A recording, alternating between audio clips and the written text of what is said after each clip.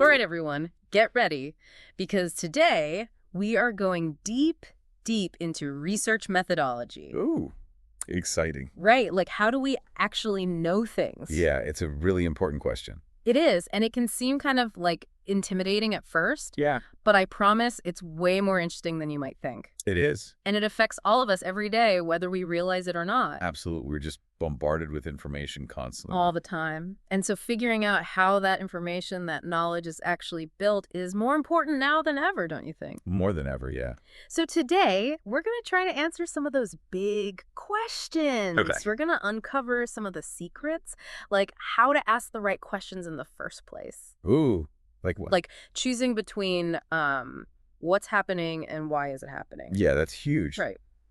And we'll look at how researchers avoid getting totally skewed results, which is something I'm really curious about. Yeah, so important. Like, how do you make sure your survey, for example, isn't only asking your friends who all love pistachio ice cream? Right. Otherwise, you end up thinking the whole world loves pistachio. Exactly. Exactly. So should we start with research design? Yes, let's start there. Okay, research design.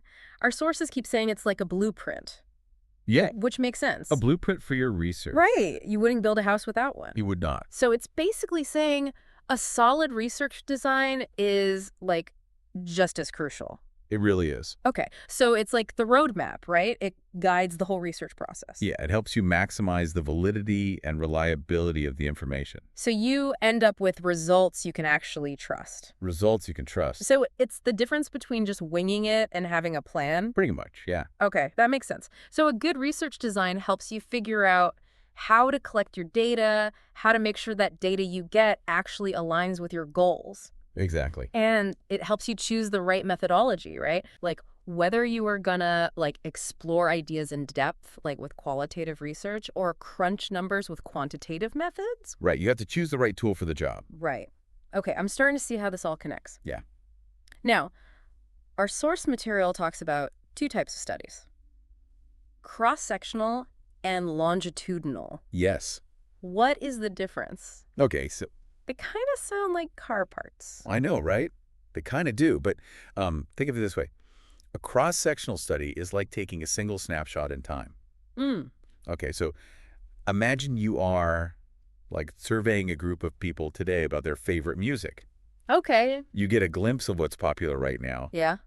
but you don't know how those tastes have changed over time. Right, so it's like a frozen moment in time. Exactly. Okay, so then what about longitudinal studies? So longitudinal studies, those are like time-lapse videos. Okay. You follow that same group of people, but over many years, and you ask them about their music at different points. So you can see how things evolve. How things evolve, what influences those changes, maybe even predict future trends. Wow, that's really cool. Yeah. I'm like already thinking about all those documentaries that follow people for years and how much they can reveal by doing that. Exactly. You get so much more information.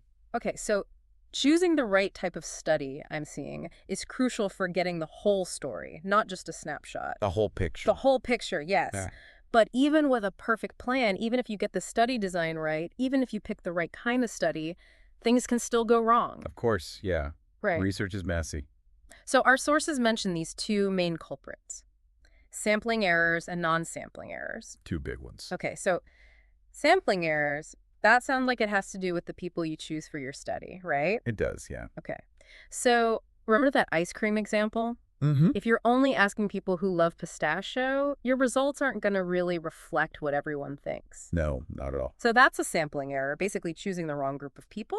Choosing the wrong group of people, so your results are skewed. It's like one of those polls that you see online that says like 9 out of 10 dentists recommend this toothpaste. Right. But then you find out they only asked 10 dentists who all work for that company. Exactly, yeah. That's a classic example. So non-sampling errors then, those are like mess-ups that can happen even if you have the perfect group of people. Yeah, it's everything else that can go wrong. Like what? Like if your survey has confusing questions or if people just lie in their responses. Yeah. So it's like baking a cake. Okay. You can have all the right ingredients, but like if you don't follow the recipe carefully, It's going to be a disaster. it's still going to be a disaster. A total mess. Right. Yeah. Okay, so these errors can range from anything like data entry mistakes, Mm-hmm. people just misunderstanding questions, Yeah. even just not bothering to finish a survey. People get bored. Yeah. So it can really mess things up, even if your sample is perfect. Even with a perfect sample, So many ways for things to go wrong. it's a challenge. But that's why this is so important to understand, right? It is. So, okay, let's shift gears a bit Okay. and talk about the different goals of research. Right. Our sources talk about exploratory and explanatory studies. Yes. Can you unpack that a little bit? Sure. So imagine like a detective at a crime scene. Okay. Initially, they're just gathering clues, Right. trying to figure out what even happened. Mm-hmm. That's like exploratory research. Okay. It's used when the problem isn't really well defined Yeah. and you are just trying to get a sense of what's going on. So it's like the early stages of an investigation. Yeah, like you're piecing things together. Okay, I like that. So then what about explanatory research? So explanatory research is more like a scientist conducting an experiment. Okay. So they have a hypothesis, a testable prediction, Mm-hmm. and they design an experiment to see if that prediction holds up. So exploratory is like asking what, Yeah, and explanatory is like asking why. that's a great way to put it. Okay, cool. So knowing what kind of research you need is like really important to actually get the right answer. It's crucial, yeah. Okay. All right, so let's talk about picking the right players for our research team. Mhm. Or, in more formal terms, our sample. Okay, Our sources mention probability sampling and non-probability sampling. right. So what is the difference and why does it matter? Okay, so think of it like choosing a team for a game show. Okay. So with probability sampling, everyone in your potential pool of participants has a fair and equal chance of being selected. Okay. It's like drawing names out of a hat. Oh, so it's random. It is random. Okay. And that's important because it helps make sure that your sample is actually a good representation of the whole population you're interested in. So like a lottery system. Yeah, a lottery system for research. Cool. Okay, so what about non-probability sampling then? Non-probability sampling is when you choose participants based on some specific criteria. Yeah. So maybe you are looking for people with a certain medical condition or people who live in a certain area. So you're not being random. You're not being random, no.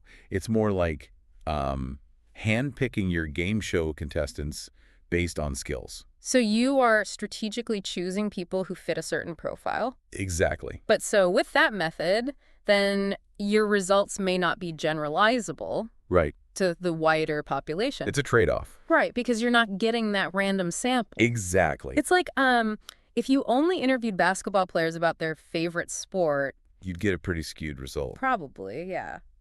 Okay, so we've talked about research design, types of studies, sampling methods. Now let's talk about the two main approaches to research, qualitative and quantitative. Okay, the big two.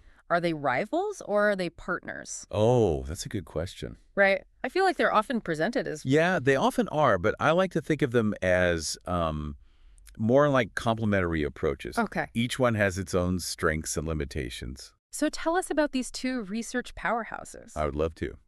Okay, so qualitative research, it really dives deep into the why behind things. Okay. It's all about understanding, people's experiences, their perspectives, their motivations, that kind of thing. So it's about like getting beneath the surface, Exactly. exploring those nuances that you can't always capture with just numbers. You got it. Okay. So researchers using this approach, they might conduct in-depth interviews. Yeah. They might observe behavior in natural settings. Right. Or even like analyze texts and images Yeah. to try to uncover these rich, often very personal insights. It's like reading someone's diary Yes. instead of just looking at their bank statement, right? Exactly. You get a much richer sense of their life So much more. and their experiences. Okay. Okay, that's a great way to put it. So quantitative research then, that's all about what can be measured and counted. Yes, it focuses on gathering data through surveys, experiments, using statistical analysis to find patterns, make predictions, test hypotheses. So if qualitative research is about exploring the depths, quantitative research is about mapping the terrain. Yeah, I like that. Right. It's a good way to think about it. Okay. And just like a map can show you the lay of the land, Mm-hmm. quantitative research can reveal those trends and those relationships. The big picture. Yes, the big picture, that might not be visible at first glance. Right. Okay, I'm starting to see how these two approaches actually work together. Yeah. It's like having different lenses to view the world through. And sometimes the most powerful research designs use a combination of both. Ooh, tell me more about that. It's called mixed methods research. Mixed methods, that sounds very intriguing. It is. Is it like the best of both worlds? I think so. Okay. It allows you to get a more, I think, complete and nuanced understanding of whatever it is you're studying Mm. because you're combining the strengths of both. Remember we were talking about that time-lapse video? Yes. Imagine, adding in personal interviews with the people in that video, getting their reflections on how their lives have changed. That would be amazing. Right. You'd get such a rich understanding. It adds like that personal story to the data. Exactly. Okay, so is it as simple as just doing both types of research at the same time? Well, not really. I mean, it's a bit more nuanced than that. Okay. There are different ways to actually mix the methods, Hmm. and it's important to choose the approach that best suits your research question. Okay, so walk us through some of those options then. Okay. Like how do researchers decide how to mix things up? All right. So there are like three main dimensions to think about. Okay. The first is the level of mixing. Well, is mixing. Okay. So are you collecting and analyzing your qualitative and quantitative data separately, Mm.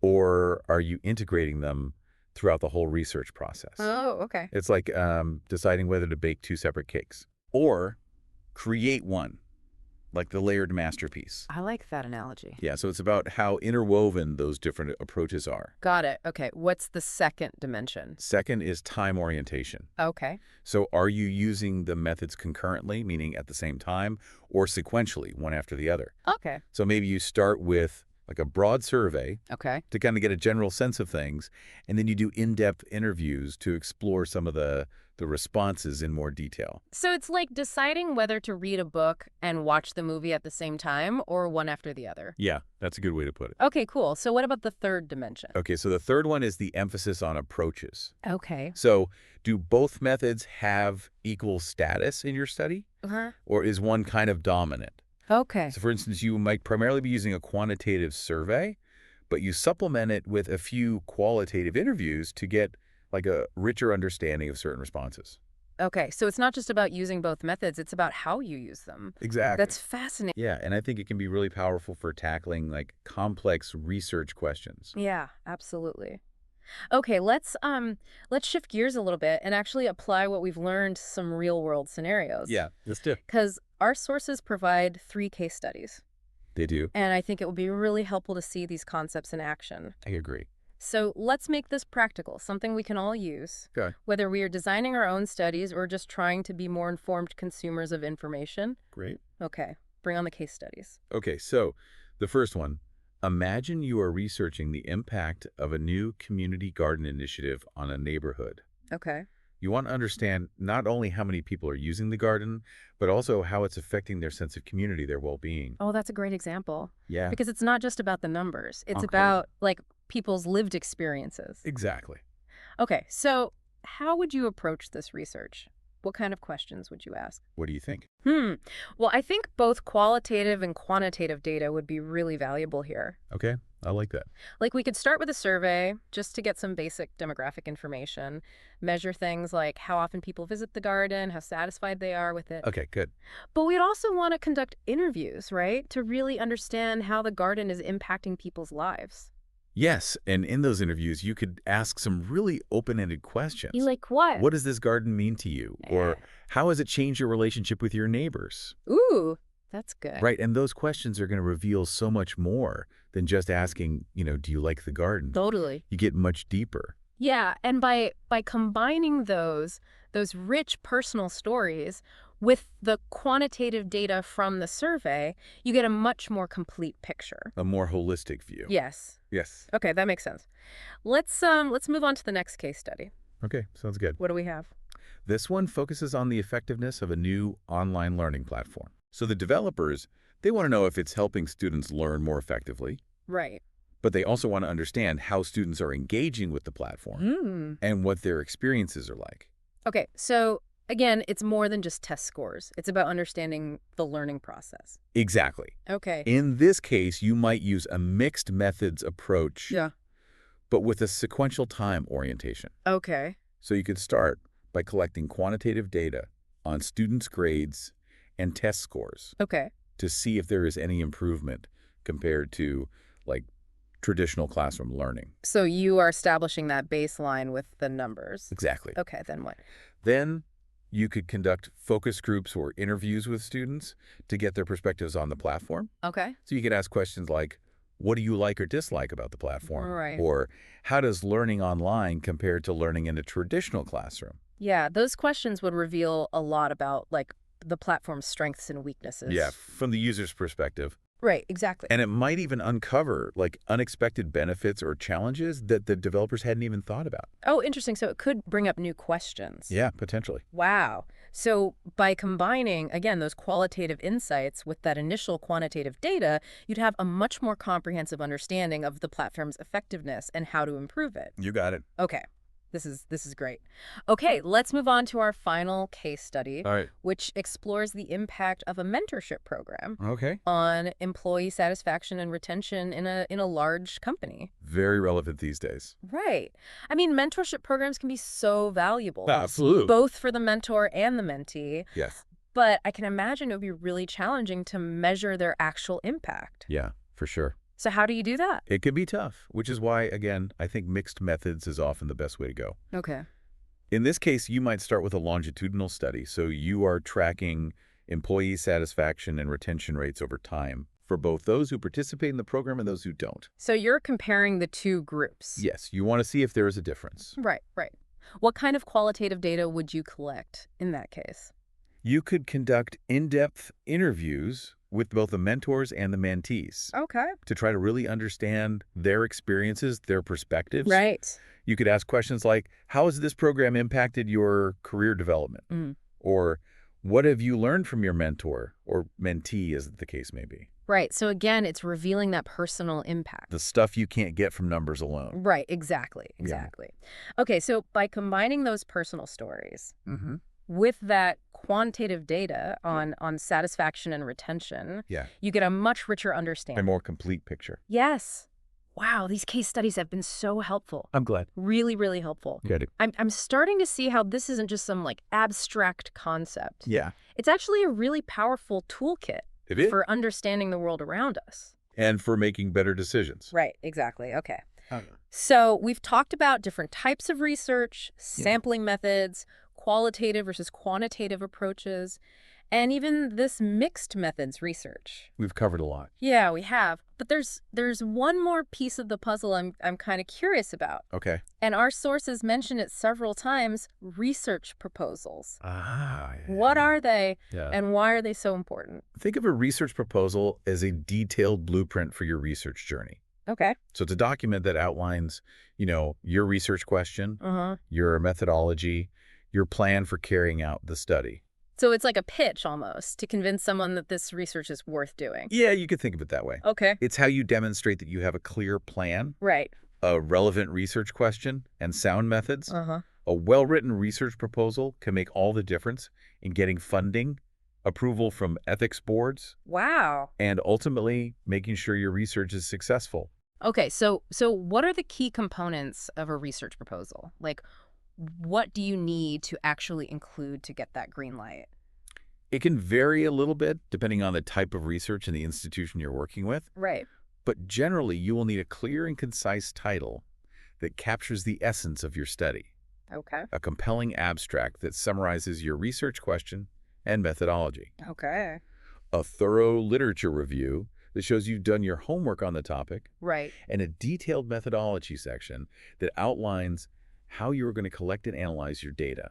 So it's like creating a recipe Yes. for your research, making sure you have all the right ingredients and the steps to follow. Exactly. Okay, I'm starting to see how all these pieces fit together. It's like building a house, right? It is like building a house. You need a strong foundation, a clear plan, the right tools to get the job done. Yes, absolutely. But let's zoom out for a moment Okay. and talk about the bigger picture. Right. Like, we've learned so much about research methodology today. Yeah, we have. But why should we, the listeners, actually care? That's a great question. And it's one I think we should all be asking ourselves more often these days. Right. Because it can feel very academic. It can. Maybe not that relevant to, like, our daily lives. Yeah, I get that.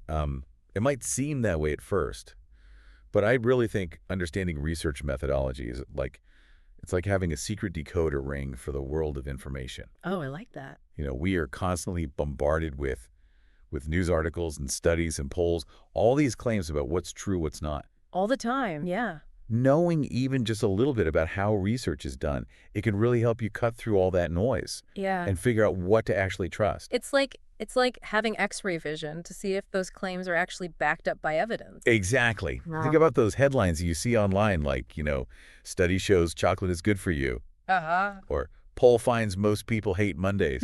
Right. Yeah. Without understanding how that research was done, you can't really evaluate those claims. Right. I mean, maybe the chocolate study only had 10 participants, or the Monday poll only surveyed people, on Monday morning. Right. It changes everything. It does. It's like when you realize that a magician's trick isn't real magic. Right. Once you know how it's done, it loses its power a little bit. It's not so impressive anymore. Yeah, exactly. Exactly. So understanding research methodology, it really empowers you to ask these critical questions like, who conducted the research? How did they collect their data? Were there any potential biases? Right. Once you start asking those questions, you become, I think, a more informed and discerning consumer of information. And that's really empowering. It is. It's like leveling up your critical thinking skills. Yes, absolutely. And those skills are more important now than ever I agree. in a world where there's just like so much misinformation. Where fake news can spread so quickly. Exactly, exactly. Okay, I think we've covered a lot of ground today. I think so too. From the foundations of research design. To the complexities of this mixed methods research Mhm. and the importance of research proposals. We even explored how those concepts play out. With the case studies. Yeah, I like those. Yeah, me too. Those were good. But before we wrap up, is there one final thought you want to leave our listeners with? Ooh, a final thought. Yeah, something to ponder. Okay, let me think. I guess I would say just remember that knowledge is power, That's good. but only when it's based on solid evidence. Right. So next time you come across a news article, a study, even just a casual claim about the world, take a moment to think about the methodology behind it. Yeah. Ask yourself, does this seem valid? Mhm. What were the methods? Are there any limitations or biases? By engaging with information this way, you become an active participant in that search for truth, Yeah. not just a passive recipient of whatever comes your way. That's a great takeaway. I hope so. Yeah, keep those questions coming, folks, and never stop digging deeper. This has been The Deep Dive, signing off.